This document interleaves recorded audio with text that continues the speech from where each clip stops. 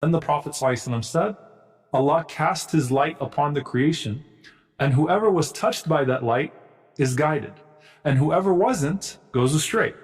And in another narration, the Prophet ﷺ said, وَجَعَلَ بَيْنَ عَيْنَيْ كُلِّ إِنسَانٍ مِّنْهُمْ وَبِيصًا مِّن نُّورٍ. That Allah put between each of our eyes a portion of light.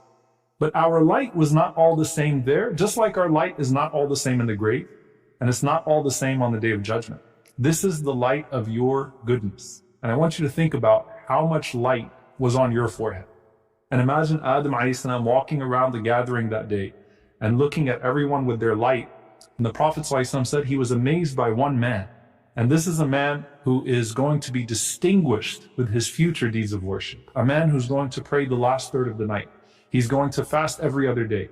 He's going to live a life of works of gratitude. So Adam a.s. looks at his light and says, Hey Rabbi, man hadha? Oh my Lord, who is this? And Allah says, this is your son Dawood alayhi salam.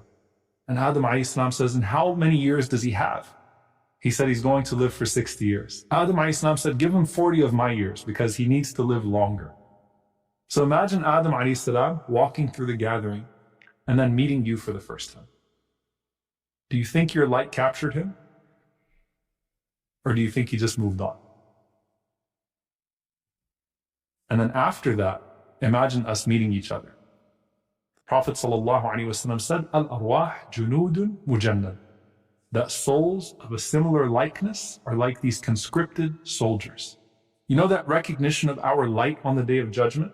Where the Prophet ﷺ said that our wudu will shine from our bodies, as will all of our good deeds. Even before we got here, that light guided righteous souls to each other.